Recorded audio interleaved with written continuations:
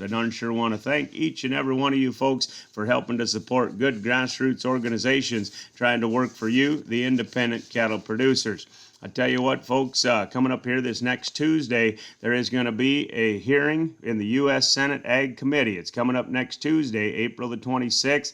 They're going to have a hearing on this Cattle Market Price Discovery and Transparency Act, i.e., the Compromise Bill 2.0, I guess you could call it, the 5014 bill that required the packers to buy at least 50% or more of the cattle on the open and cash market and to kill them within 14 days.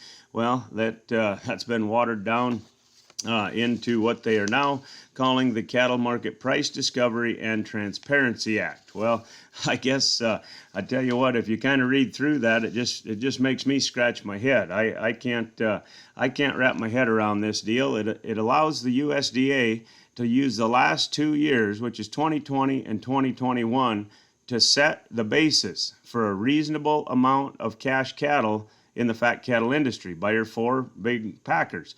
That's the 2 worst years of trying to move fat cattle. Any of you guys feed fat cattle, I'll guarantee you'll know that was the 2 worst years to try to move your fat cattle. They were selling them by pretty much any means they could get them gone, and that's what they want to use for the basis, is the last 2 years, and let the USDA to set that as what is a viable bottom for your cash cattle market. I just don't understand it. It just frankly seems insane to me that people in the cattle industry and people that are in the business selling fat cattle would ever agree to that. But the studies have shown that any market, not just a cattle market, but any market that trades over 50% of its commodity by contract, it'll negatively affect the cash market of that very commodity.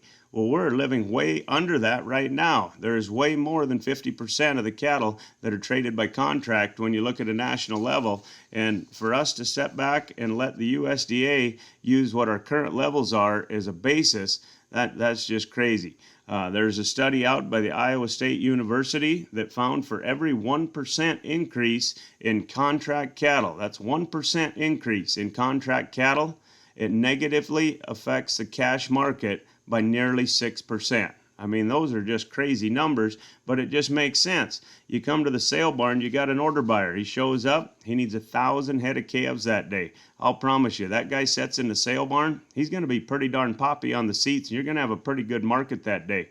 But that same guy shows up and he needs 1,000 cattle that week, but he already bought 900 or 950 of them on contract, and he's going to sit there at the barn and buy that last 50 or 100 head to set the price for the contract cattle. Well, guess what? He's not going to be very poppy in the seats, is he? No, he's going to sit there like a bump on a log. He's going to pick around the edges, and then all of a sudden, all the rest of them cattle he's got on contract are going to get priced off of what he does there that day at the barn. That's the situation you look at when you're selling these fat cattle. All these contracts go back to a basis off the cash market, or at least a good share of them do.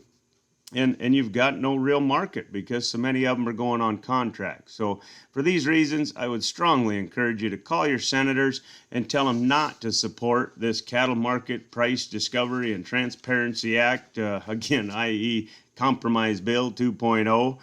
Instead, in light of these new studies in the cattle industry, economic studies, I would tell them to revert back to the original bill. That's Senate Bill 949, the 5014 cash bill.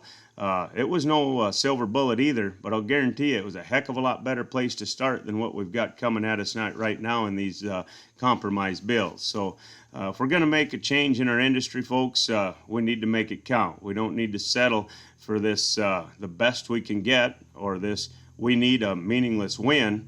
We need to stick to our guns. We need to push back against the concentrated meat packing lobby. We need to tell Congress that if you're going to do it right.